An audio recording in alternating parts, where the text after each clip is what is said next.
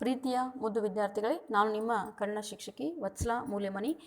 7ನೇ ತರಗತಿಯ ವಿದ್ಯಾರ್ಥಿಗಳಿಗೆ ನಿಮ್ಮ ಪಠ್ಯಪುಸ್ತಕಕ್ಕೆ ಸಂಬಂಧಪಟ್ಟಂಥ 6ನೇ ಪಾಠವಾದಂಥ ಮಿತ್ರರ ಸಮಾಗಮ ಅನ್ನುವಂಥ ಪಾಠವನ್ನು ಇವತ್ತು ನಾನು ನಿಮ್ಗೆ ಹೇಳ್ಕೊಡ್ತಾ ಇದ್ದೀನಿ. ಮಿತ್ರರ ಸಮಾಗಮ ಅಂದರೆ ಏನು? ಮಿತ್ರ ಅಂದರೆ ಯಾರು? ನಿಮ್ಮ ಫ್ರೆಂಡ್ಸ್ ಅಥವಾ ಸ್ನೇಹಿತರು, ಗೆಳೆಯ, ಗೆಳತಿ. ಇಲ್ಲಿ ಸಮಾಗಮ ಅಂದರೆ ಒಟ್ಟಿಗೆ ಸೇರೋದು. ಈ ದೂರ ಆದಂಥ ಗೆಳೆಯರು ಅಥವಾ ಸ್ನೇಹಿತರು ಒಟ್ಟಿಗೆ ಸೇರೋದಕ್ಕೆ ಮಿತ್ರರ ಸಮಾಗಮ ಅಂತ ಕರಿತೀವಿ. ಆ ಪಾಠವನ್ನು ಇವತ್ತು ನಿಮಗೆ ಹೇಳ್ಕೊಡ್ತಾ ಇದ್ದೀನಿ. ಪೇಜ್ ನಂಬರ್ 36 ಎಲ್ಲರೂ ತೆಗೀರಿ. ಪೇಜ್ ನಂಬರ್ 36 ಏನಿದೆ? ಮಿತ್ರರ ಸಮಾಗಮ ಅನ್ನುವಂಥ ಪಾಠ ಇದೆ. ಇದು ನಿಮ್ಗೆ ಅಕ್ಬರ್ ಮತ್ತು ಬೀರ್ಬಲನ ಕಥೆ. ಇದು ಅಕ್ಬರ್ ಮತ್ತು ಬೀರ್ಬಲನ ಕಥೆಯನ್ನು ನಿಮಗೆ ಕೊಟ್ಟಿದ್ದಾರೆ. ಈ ಅಕ್ಬರ್ ಯಾರು? ಎಲ್ಲ ಗೊತ್ತಿದೆ. ಮೊಘಲ್ ಸಾಮ್ರಾಟ ಅಕ್ಬರ್. ಈ ಮೊಘಲರ ಅತಿ ಪ್ರಸಿದ್ಧ ದೊರೆ ಯಾರು ಅಂತ ಹೇಳಿದ್ರೆ ಅಕ್ಬರ್ ಏನು ಆಸ್ಥಾನದಲ್ಲಿ ಯಾರಿದ್ರು ಅಂತ ಹೇಳಿದ್ರೆ ಬೀರ್ಬಲ ಇದ್ದ. ಆ ಬೀರ್ಬಲ ಮತ್ತು ಅಕ್ಬರಿಗೆ ಸಂಬಂಧಪಟ್ಟಂಥ ಒಂದು ಕಥೆ ಇದು. ಅಕ್ಬರ್ ಬೀರ್ಬಲ ದೊರೆ ಮಂತ್ರಿಯಾಗಿದ್ದಂತೆ ಆತ್ಮೀಯ ಮಿತ್ರರು ಆಗಿದ್ದರು. ಒಮ್ಮೆ ಅಕ್ಬರ್ ಮಹಾಶಯನಿಗೆ ಬೀರ್ಬಲನ ಮೇಲೆ ಯಾವುದೋ ಕಾರಣಕ್ಕೆ ಅಸಮಾಧಾನ ಉಂಟಾಯಿತು. ನಿನ್ನ ಮುಖವನ್ನು ತೋರಿಸಬೇಡ, ಎಲ್ಲಿಗಾದರೂ ಹೊರಟು ಹೋಗು ಎಂದು ಬೀರ್ಬಲನಿಗೆ ಆದೇಶಿಸಿದ. ಅಂದಿನಿಂದ ಬೀರ್ಬಲ ಯಾರಿಗೂ ಕಾಣದಂತೆ ಮರೆಯಾದ. ನೋಡ್ರಿ, ಈ ಅಕ್ಬರ್ ಇರ್ಬೋದು ಮತ್ತು ಬೀರ್ಬಲ ಇಬ್ಬರು ಏನಾಗಿದ್ರು ಅಂದರೆ ಒಳ್ಳೆ ಫ್ರೆಂಡ್ಸ್ ಆಗಿದ್ರು ಅವರು. ಹಾಗೆ ಅಕ್ಬರನ ಮಂತ್ರಿ ಯಾರು ಅಂತ ಹೇಳಿದ್ರೆ ಬೀರ್ಬಲ. ಒಂದ್ಸಲ ಏನಾಯಿತು ಅಂತ ಹೇಳಿದ್ರೆ ಯಾವುದೋ ಕಾರಣಕ್ಕೋಸ್ಕರ ಇಬ್ಬರಿಗೆ ಏನಾಯಿತು, ಅಸಮಾಧಾನ ಉಂಟಾಗಿತ್ತು. ನಿನ್ನ ಮುಖ ತೋರಿಸ್ಬೇಡ, ಎಲ್ಲಿಗಾದರೂ ಹೊರಟು ಹೋಗು ಅಂತ ಹೇಳಿ ಅಕ್ಬರ್ ಬೀರ್ಬಲನಿಗೆ ಏನು ಮಾಡಿದ್ದ? ಬೇದಿದ್ದ. ಹಾಗಾಗಿ ಏನು ಮಾಡಿದ್ದ? ಬೀರ್ಬಲ ಹೊರಟು ಹೋಗಿದ್ದ ಅನ್ನುವಂಥದ್ದು. ಕೆಲ ದಿನಗಳ ನಂತರ ಅಕ್ಬರನಿಗೆ ಬೀರ್ಬಲ ಕಾಣುವ ತವಕ ಉಂಟಾಯಿತು. ಅವನಿಗಾಗಿ ಹುಡುಕಾಡಿಸಿದ. ಬೀರ್ಬಲ ಎಲ್ಲಿಯೂ ಸಿಗಲಿಲ್ಲ. ಎಂಥ ಕೆಲಸ ಆಗಿ ಹೋಯಿತು ಎಂದು ಅಕ್ಬರ್ ಚಿಂತಿಸತೊಡಗಿದ. ನೋಡ್ರಿ, ಒಳ್ಳೆ ಫ್ರೆಂಡ್ಸ್ ಇರ್ತಾರೆ. ಒಂದ್ಸಲ ಜಗಳಾಡಿಬಿಟ್ರೆ ಮತ್ತೆ ಅವರು ನೋಡಬೇಕು ಅನ್ನುವಂಥ ಹಂಬಲ ಇರುತ್ತೆ ನಿಮಗೆ. ಎಷ್ಟೇ ಜಗಳಾಡಿದರೂ ಕೂಡ ಈ ಫ್ರೆಂಡ್ಶಿಪ್ ಅನ್ನುವಂಥದ್ದು ತುಂಬ ಮಹತ್ವದ್ದು. ಹಾಗಾಗಿ ಕೆಲ ದಿನಗಳ ನಂತರ ಅಕ್ಬರನಿಗೆ ಏನು ಅನಿಸುತ್ತೆ ಅಂತಂದರೆ ಬೀರ್ಬಲ ನೋಡಬೇಕು ಅನ್ನುವಂಥ ಕಾತರ ಉಂಟಾಗುತ್ತೆ. ಅವನಿಗಾಗಿ ಹುಡುಕಾಡಿಸ್ತಾನೆ. ಬೀರ್ಬಲ ಎಲ್ಲಿಯೂ ಸಿಗಂಗಿಲ್ಲ. ಎಂಥ ಕೆಲಸ ಆಗಿ ಹೋಯಿತು ಎಂದು ಅಕ್ಬರ್ ಏನು ಮಾಡ್ತಾನೆ? ಚಿಂತೆ ಮಾಡ್ತಾನೆ ಅನ್ನುವಂಥದ್ದು. ಇನ್ನು ಮುಂದೆ ಏನಿದೆ ನೋಡ್ರಿ. ಒಮ್ಮೆ ಅಕ್ಬರ್ ದರ್ಬಾರ್ ನಡೆಸುತ್ತಿರುವಾಗ ಸೇವಕನೊಬ್ಬ ಒಳಬಂದು, ಪ್ರಭು, ಅರಮನೆಯ ದ್ವಾರದಲ್ಲಿ ಒಬ್ಬ ಸಾಧು ಬಂದಿದ್ದಾನೆ. ಅವರ ಶಿಷ್ಯರು ಆ ಸಾಧು ವಿಶ್ವದಲ್ಲೇ ದೊಡ್ಡ ಮೇಧಾವಿ ಹಾಗೂ ತುಂಬ ಬುದ್ಧಿವಂತರೆಂದು ಹೇಳ್ತಿದ್ದಾರೆ ಎಂದು ಹೇಳಿದ. ಅಕ್ಬರ್ ತಕ್ಷಣವೇ ಆ ಸಾಧುವನ್ನು ಬರಮಾಡಿಕೊಂಡನು. ಒಮ್ಮೆ ಅಕ್ಬರನ ದರ್ಬಾರಿಗೆ ಒಬ್ಬ ಸಾಧು ಬಂದಿದ್ದ. ಆ ಸಾಧುವನ್ನು ಏನು ಮಾಡ್ತಾನೆ? ಒಬ್ಬ ಸೇವಕ, ಪ್ರಭು, ಅರಮನೆಯ ದ್ವಾರದಲ್ಲಿ ಒಬ್ಬ ಸಾಧು ಬಂದಿದ್ದಾನೆ. ಅವರ ಶಿಷ್ಯ ಏನು ಮಾಡೋಣ, ಆ ಸಾಧು ವಿಶ್ವದಲ್ಲೇ ದೊಡ್ಡ ಮೇಧಾವಿ ಅಂತ ಹೇಳ್ತಾ ಇದ್ದಾರೆ. ಹಾಗಾಗಿ ತುಂಬ ಬುದ್ಧಿವಂತರೆಂದು ಹೇಳ್ತಾ ಇದ್ದಾರೆ ಅಂತ ಹೇಳಿದ ತಕ್ಷಣ ಅಕ್ಬರ್ ಏನು ಮಾಡ್ತಾನೆ? ಹಾಗಾದರೆ ತಕ್ಷಣ ಒಳಗೆ ಕಳಿಸ್ರಿ ಅವನು ಅಂತ ಹೇಳಿ ಏನು ಮಾಡ್ತಾನೆ? ಒಳಗೆ ಬರಮಾಡ್ಕೊಳ್ತಾರೆ ಅನ್ನುವಂಥದ್ದು. ಅರಮನೆಯನ್ನು ಪ್ರವೇಶಿಸಿದಂಥ ಸಾಧು ತುಂಬ ತೇಜಸ್ವಿಯಾಗಿದ್ದ.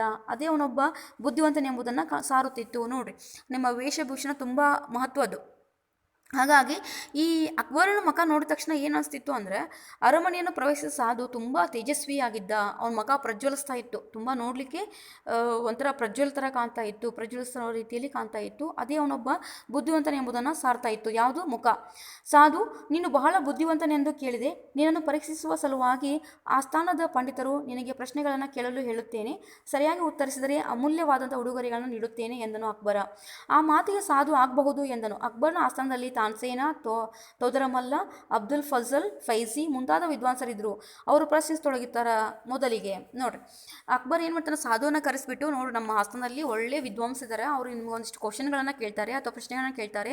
ನೀ ಏನು ಮಾಡಬೇಕು? ಅದಕ್ಕೆ ಸರಿಯಾಗಿ ಉತ್ತರವನ್ನು ಕೊಟ್ಟರೆ ನಿನ್ಗೆ ಅಮೂಲ್ಯವಾದಂಥ ವಸ್ತುಗಳನ್ನು ಅಥವಾ ಅಮೂಲ್ಯವಾದ ಉಡುಗೊರೆಗಳನ್ನು ಕೊಟ್ಟು ಕಳಿಸ್ತೀನಿ ಅಂತ ಹೇಳ್ತಾನೆ. ಅವಾಗ ಸಾಧು ಒಪ್ಕೋತಾನೆ, ಸರಿ ಹಾಗಾದರೆ ಅಂತ.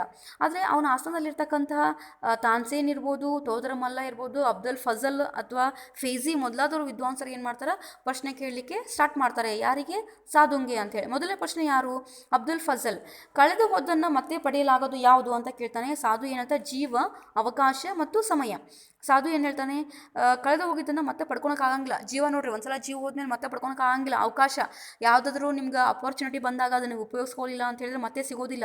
ಸಮಯ, ಟೈಮ್ ಹೋಗ್ಬಿಟ್ಟಿರ್ತದೆ, ಮತ್ತೊಳ್ಳೆ ಟೈಮ್ ಸಿಗೋದಿಲ್ಲ. ಇನ್ನು ತೋದ್ರಮಲ್ಲನ ಕ್ವಶನ್ಸ್ ಏನು? ಜಗತ್ತಿನಲ್ಲಿ ಅತ್ಯುತ್ತಮವಾದ ಸ್ನೇಹಿತರು ಯಾರು ಅಂತ ಕೇಳ್ತಾನೆ. ಸಾಧು ಏನು ಹೇಳ್ತಾನೆ? ಯುಕ್ತಾಯುಕ್ತ ಪರಿಜ್ಞಾನ, ವ್ಯಕ್ತಿಯ ಮುಂದಾಲೋಚನೆ. ನಮಗೆ ಒಳ್ಳೆ ಫ್ರೆಂಡ್ಸ್ ಒಂದು ಒಳ್ಳೆಯ ಸ್ನೇಹಿತರು ಯಾರು ಅಂತಂದ್ರೆ ಪರಿಜ್ಞಾನ ಇರಬೇಕು ನಮ್ಮ ಮೇಲೆ, ಯುಕ್ತ ಪರಿಜ್ಞಾನ, ನಾವು ಏನು ಮಾಡ್ತಾ ಇದ್ದೀವಿ ಅನ್ನೋಂಥ ಪರಿಜ್ಞಾನ ನಮ್ಮ ಹತ್ರ ಇರಬೇಕು. ವ್ಯಕ್ತಿಯ ಮುಂದಾಲೋಚನೆ ಇರಬೇಕು, ಮುಂದೆ ನಾವು ಏನಾಗುತ್ತೆ ಅನ್ನೋಂಥದ್ದು ಮುಂದಾಲೋಚನೆ ಮಾಡಿರಬೇಕು ಅಂಥೇಳಿ. ಇನ್ನು ಫೈಸಿ ಕ್ವಶನ್ ಏನು, ವಿಶ್ವದಲ್ಲಿ ಅತ್ಯುತ್ತಮವಾದ ವಸ್ತು ಯಾವುದು ಅಂತ ಕೇಳ್ತಾನೆ ಸಾಧು ಎಂತನ ಜ್ಞಾನ. ವಿದ್ವಾಂಸರು ಕೇಳಿದ ಪ್ರಶ್ನೆಗಳಿಗೆ ಸಾಧು ಸರಾಗವಾಗಿ ಉತ್ತರಿಸ್ತಾ ಇದ್ದ. ಇನ್ನು ಮಾನ್ಸಿಂಗ್, ಒಬ್ಬ ವ್ಯಕ್ತಿಯ ಅತ್ಯುತ್ತಮವಾದ ಸಾಮರ್ಥ್ಯ ಯಾವುದು, ಮಾರುತಕ್ಕಿಂತ ವೇಗವಾದದ್ದು ಯಾವುದು, ಅತ್ಯಂತ ಸಿಹಿಯಾದದ್ದು ಯಾವುದು ಎಂದು ಪ್ರಶ್ನೆಗಳ ಸುರಿಮಳೆನ ಗರಿತಾನೆ. ಯಾರು? ಮಾನ್ಸಿಂಗ್ ಕೇಳ್ತಾನೆ. ಒಬ್ಬ ವ್ಯಕ್ತಿ ಅತ್ಯುತ್ತಮವಾದ ಸಾಮರ್ಥ್ಯ ಯಾವುದು ಅಂತ ಕೇಳ್ತಾನೆ. ಮಾರುತ ಅಂದರೆ ಗಾಳಿಗಿಂತ ವೇಗವಾದದ್ದು ಯಾವುದು ಅಂತ ಕೇಳ್ತಾನೆ. ಅತ್ಯಂತ ಸಿಹಿಯಾದ ವಸ್ತು ಯಾವುದು ಅಂತ ಕೇಳ್ತಾನೆ. ಕೇಳಿದ ತಕ್ಷಣ ಮುಂದೆ ನೋಡ್ರಿ, ಸಿಹಿಯಾದದ್ದು ಯಾವುದು ಅಂತ ಕೇಳ್ತಾನೆ. ಸಾಧು, ವ್ಯಕ್ತಿಯ ಅತ್ಯುತ್ತಮ ಸಾಮರ್ಥ್ಯ ಆತನ ಧೈರ್ಯ. ಮೊದಲು ಧೈರ್ಯ ಇರಬೇಕು, ಧೈರ್ಯದಿಂದ ಮುಂದೆ ಹೋಗ್ಬೇಕು. ಗಾಳಿಗಿಂತ ವೇಗವಾದದ್ದು ಯಾವುದು? ಮನುಷ್ಯನ ಕಲ್ಪನೆ, ಇಮ್ಯಾಜಿನೇಷನ್. ಅತ್ಯಂತ ಸಿಹಿಯಾದದ್ದು ಯಾವುದು? ಮಗುವಿನ ನಗು. ಅತ್ಯಂತ ಸಿಹಿಯಾದದ್ದು, ತುಂಬ ಮಗು ನೋಡ್ರಿ ನಕ್ಕರೆ ನಮಗೆ ತುಂಬ ಖುಷಿ ಆಗ್ತಾ ಇರುತ್ತೆ, ಸಿಹಿ ಅಂತ ತಿಂದಷ್ಟೇ ಖುಷಿ ಆಗ್ತಾ ಇರುತ್ತೆ. ಇನ್ನು ತಾನ್ಸೇನ್ ಪ್ರಶ್ನೆ ಏನು, ಸಂಗೀತದಲ್ಲಿ ಅವಿನಾಶಿ ಯಾವುದು? ಸ್ವರಗಳು. ಅವಿನಾಶಿ, ಸಂಗೀತದಲ್ಲಿ ನಾಶ ಹೊಂದಿರುವಂಥದ್ದು ಯಾವುದು? ಸ್ವರಗಳು ಅಂತ ಹೇಳಿ ಸಾಧು ಹೇಳ್ತಾನೆ. ವಿದ್ವಾಂಸರೆಲ್ಲರೂ ಸಾಧುವಿನ ಬುದ್ಧಿವಂತಿಕೆಯನ್ನು ಮೆಚ್ಚಿಕೊಂಡ್ರು. ಅನಂತರ ಅಕ್ಬರನೇ ಪ್ರಶ್ನೆ ತೊಡಗುತ್ತಾನೆ. ಎಲ್ಲ ವಿದ್ವಾಂಸರು ಏನು ಮಾಡ್ತಾರೆ? ಸಾಧುವಿನ ಬುದ್ಧಿವಂತಿಕೆಯನ್ನು ಮೆಚ್ಕೋತಾರೆ. ಅನಂತರ ಅಕ್ಬರ್ ಏನು ಮಾಡ್ತಾನೆ? ಆ ಸಾಧುವಿಗೆ ಪ್ರಶ್ನೆ ಮಾಡಲಿಕ್ಕೆ ಸ್ಟಾರ್ಟ್ ಮಾಡ್ತಾನೆ. ಏನು ಪ್ರಶ್ನೆ ಅಕ್ಬರಂದು? ರಾಜ್ಯಭಾರ ನಡೆಸುವಲ್ಲಿ ನೆರವಾಗುವ ಅತ್ಯಂತ ಮುಖ್ಯವಾದ ಅಂಶ ಯಾವುದು ಅಂತ ಕೇಳ್ತಾರೆ ಸಾಧು. ಕೌಶಲ. ನಮಗೆ ಕೌಶಲ ಇತ್ತಂದ್ರೆ ಅಥವಾ ಈ ಕ್ರಿಯೇಟಿವಿಟಿ ಇತ್ತಂದ್ರೆ ಆರಾಮಾಗಿ ರಾಜ್ಯಭಾರವನ್ನು ಮಾಡಬಹುದು ಅಕ್ಬರ್. ನೆಕ್ಸ್ಟ್ ಕ್ವಶನ್, ರಾಜನ ದೊಡ್ಡ ಶತ್ರು ಯಾವುದು ಅಂತ ಕೇಳ್ತಾನೆ ಸಾಧು. ಏನು ಹೇಳ್ತಾನೆ? ಸ್ವಾರ್ಥ. ರಾಜನ ದೊಡ್ಡ ಶತ್ರು ಯಾವುದು? ಸ್ವಾರ್ಥಕ್ಕೋಸ್ಕರ ರಾಜ್ಯ ಮಾಡಕತ್ತ ಅಂತಂದ್ರೆ ಎಲ್ಲ ಆಸ್ತಿ ಅಂತಸ್ತು ಎಲ್ಲ ತಾನೇ ಗಳಿಸ್ಕೊಂಡ್ಬಿಡ್ತಾನೆ, ಪ್ರಜೆಗಳಿಗೆ ಏನು ಕೊಡೋದೇ ಇಲ್ಲವ. ಸ್ವಾರ್ಥ ಇರಬಾರ್ದು, ನಿಸ್ವಾರ್ಥದಿಂದ ರಾಜ್ಯಭಾರವನ್ನು ಮಾಡಬೇಕು ಅಂತ ಹೇಳಿ ಸಾಧು ಅಕ್ಬರನಿಗೆ ಹೇಳ್ತಾನೆ. ನೆಕ್ಸ್ಟ್ ಅಕ್ಬರ ನೋಡ್ರಿ. ಅಕ್ಬರ ಚಕ್ರವರ್ತಿ ಸಾಧುವಿಗೆ ಉತ್ತರದಿಂದ ಸಂತಸಪಟ್ಟು ಅವನಿಗೆ ತನ್ನ ಆಸ್ಥಾನದಲ್ಲಿ ಒಂದು ಸ್ಥಾನವನ್ನು ಕೊಡುವುದಾಗಿ ಹೇಳ್ತಾನೆ. ನಂತರ, ಅಯ್ಯ, ಸಾಧುಗಳಿಗೆ ವಿಶೇಷ ಶಕ್ತಿಗಳಿರುತ್ತವೆ ಎಂದು ಕೇಳಿದ್ದೇನೆ, ನಿನಗೆ ಅಂತ ಯಾವುದಾದ್ರೂ ಶಕ್ತಿ ಇದೆಯೇ ಎಂದು ಅಕ್ಬರ್ ಕೇಳ್ತಾನೆ. ನಾನು ಸಾಧುಗಳಿಗೆ ಒಂದು ವಿಶೇಷವಾದ ಶಕ್ತಿ ಇರುತ್ತೆ ಅಂತ ಕೇಳ್ಪಟ್ಟಿನಿ, ನಿನಗೆ ಯಾವುದಾದ್ರೂ ಶಕ್ತಿ ಐತನೋ ಅಂತ ಕೇಳ್ತಾನೆ. ಆಗ ಸಾಧು, ಹೌದು, ತಾವು ಯಾರನ್ನಾದರೂ ನೋಡುವ ಇಚ್ಛೆ ಇದ್ದರೆ ಅವರನ್ನು ನಿಮ್ಮ ಕಣ್ಮುಂದೆ ಕ್ಷಣ ಮಾತ್ರದಲ್ಲಿ ತಂದು ನಿಲ್ಲಿಸಬಲ್ಲೆ ಎಂದನ. ಆವಾಗ ಸಾಧು ಏನು ಹೇಳ್ತಾನೆ? ನಿಮ್ಗೆ ಯಾರಾದರೂ ನೋಡ್ಬೇಕಂತ ಇಷ್ಟ ಇದ್ದರೆ ಅಕ್ಬರಿಗೆ ಹೇಳ್ತಾನೆ, ಅದನ್ನು ಕೇಳ್ರಿ, ನಾನು ನಿಮ್ಮ ಕ್ಷಣ ಅರ್ಧದಲ್ಲಿ ನಾನು ಏನು ಮಾಡ್ತೀನಿ, ಆ ವ್ಯಕ್ತಿಯನ್ನು ಕರ್ಕೊಂಬಂದು ನಿಲ್ಲಿಸ್ತೀನಿ ಅಂತ ಹೇಳ್ತಾನೆ ಸಾಧು. ನನ್ನ ಮಂತ್ರಿ ಬೀರ್ಬಲ್ಲ ಕಾಣಿಯಾಗಿದ್ದಾನೆ, ಅವನನ್ನು ಕರೆದು ನೋಡೋಣ ಎಂದು ಅಕ್ಬರ ಸಾಧುವಿಗೆ ಏನು ಹೇಳ್ತಾನೆ? ನನ್ನ ಮಂತ್ರಿ ಆದ ಅಥವಾ ನನ್ನ ಗೆಳೆಯನಾದಂಥ ಬೀರ್ಬಲ್ಲ ಕಾಣಿಯಾಗಿದ್ದಾನೆ, ಅವನು ಹೆಂಗಾದ್ರೂ ಮಾಡಿ ಕರೆಸಿ ನೋಡೋಣ ಅಂತ ಹೇಳ್ತಾರೆ. ಸಾಧು ನಿಧಾನವಾಗಿ ತನ್ನ ಗಡ್ಡ ಮೀಸೆಗಳನ್ನು ಕಳಚಿದ. ಎದುರಿಗೆ ಬೀರ್ಬಲ್ಲ ನಿಂತಿದ್ದ. ಸಾಧುವಿನ ವೇಷದಲ್ಲಿ ಬಂದಿದ್ದವನು ಅವನೇ. ಅಕ್ಬರನಿಗೆ ಸಂತೋಷವಾಯಿತು. ನಿನ್ನ ಉತ್ತರಗಳಿಂದಲೇ ನಿನ್ನ ಬೀರ್ಬಲ್ಲ ಎಂದು ಗುರುತಿಸಿದ್ದೆ, ಅದಕ್ಕೆ ಈ ಪ್ರಶ್ನೆ ಹಾಕಿದೆ, ಇನ್ನೆಂದೂ ನನ್ನ ಬಿಟ್ಟು ಹೋಗಬೇಡ ಎಂದು ಮಿತ್ರನನ್ನ ಆತ್ಮೀಯತೆಯಿಂದ ಅಪ್ಪಿಕೊಳ್ತಾನೆ ಅಕ್ಬರ ಅನ್ನುವಂಥದ್ದು. ಇಲ್ಲ ಕೊನೆಯದಾಗಿ ಅಕ್ಬರ್ ಏನು ಮಾಡ್ತಾನೆ? ಸಾಧು ನಿಧಾನವಾಗಿ ತನ್ನ ಗಡ್ಡ ಮೀಸೆಗಳನ್ನು ತೆಗಿತಾನೆ. ಅಂದರೆ ಸಾಧು ವೇಷದಲ್ಲಿ ಬಂದಂಥವ್ರು ಯಾರು? ಬೀರ್ಬಲ್ಲ. ಎದುರಿಗೆ ಬೀರ್ಬಲ್ಲ ನಿಂತ್ಕೊಂಡಿರ್ತಾನೆ. ಸಾಧುವಿನ ವೇಷದಲ್ಲಿ ಬಂದಿದ್ದವನು ಅವನೇ. ಯಾರು? ಬೀರ್ಬಲ್ಲ. ಅಕ್ಬರನಿಗೆ ಸಂತೋಷವಾಗ್ತದ. ನಿನ್ನ ಉತ್ತರದಿಂದಲೇ ನನ್ನ ಬೀರ್ಬಲ್ಲ ಅಂತ ನಾನೇನು ಮಾಡಿದ್ದೆ? ಗುರುತಿಸಿದ್ದೆ, ಅದಕ್ಕೆ ಈ ಪ್ರಶ್ನೆಯನ್ನು ಹಾಕಿದೆ ಅಂತ ಹೇಳ್ತಾನೆ. ಹಾಗೆ ಇನ್ನೆಂದೂ ನನ್ನನ್ನು ಬಿಟ್ಟನ್ನು ಹೋಗಬೇಡ ಎಂದು ಮಿತ್ರನನ್ನು ಆತ್ಮೀಯತೆಯಿಂದ ಏನು ಮಾಡ್ತಾನೆ? ಅಕ್ಬರ ಅಪ್ಕೊತಾನ ಅನ್ನುವಂಥದ್ದು. ಇಷ್ಟು ನಿಮ್ಮ ಈ ಗೆಳೆತನದ ಬಗ್ಗೆ ಏನು ಮಾಡ್ತಾರೆ ಅಂತ ಹೇಳಿದ್ರೆ ಮಿತ್ರ ಸಮಾಗಮ ಅನ್ನುವಂಥ ಪಾಠ ಬರೆದಿದ್ದಾರೆ ಲೇಖಕರು. ಗೆಳೆತನವೇ ಇಹಲೋಕಕ್ಕಿರುವ ಅಮೃತ, ಗೆಳೆತನವೇ ಚಿರಬಾಳು ಸಂಜೀವಿನಿ ಅನ್ನುವಂಥದ್ದು. ಗೆಳೆತನವೇ ಇಹಲೋಕಕ್ಕಿರುವ ಅಮೃತ. ನೋಡ್ರಿ, ಇಹಲೋಕ ಅಂದ್ರೆ ನಾವು ಇರ್ತಕ್ಕಂಥ ಲೋಕ, ಭೂಮಿಯಲ್ಲಿ. ಗೆಳೆತನ ಅನ್ನೋದೇ ಭೂಮಿಯಲ್ಲಿ ಇರುವಂಥ ಒಂದು ಅಮೃತ. ಗೆಳೆತನವೇ ಚಿರಬಾಳು ಸಂಜೀವಿನಿ. ಗೆಳೆತನವೇ ಚಿರಬಾಳು ಸಂಜೀವಿನಿ ಅಂದರೆ ಸತ್ತು ಹೋದಂಥ ಒಂದು ಜೀವ ಬದುಕಿಸುವಂಥ ಒಂದು ಸಸ್ಯ ಅದು. ಅಂದರೆ ಗಿಡಮೂಲಿಕೆ ಇದ್ದಂಗೆ ಅದು ಸಂಜೀವಿನಿ ಅಂದರೆ. ಗೆಳೆತನ ನೋಡ್ರಿ, ಫ್ರೆಂಡ್ಶಿಪ್.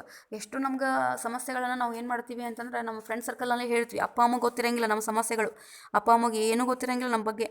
ಆದರೆ ನಮ್ಮ ಫ್ರೆಂಡ್ಸಿಗೆ ಎಲ್ಲ ಗೊತ್ತಿರುತ್ತೆ, ನಾವೆಲ್ಲ ಹೇಳ್ಕೊಂಡ್ಬಿಟ್ಟಿರ್ತೀವಿ. ಹಾಗಾಗಿ ಈ ಮಿತ್ರರು ಅನ್ನುವಂಥದ್ದು, ಫ್ರೆಂಡ್ಶಿಪ್ ಅನ್ನುವಂಥದ್ದು ತುಂಬ ಒಂದು ಸಂಜೀವಿನಿ ಇದ್ದಂಗೆ, ಅಮೃತ ಇದ್ದಂಗೆ ಅನ್ನುವಂಥದ್ದು.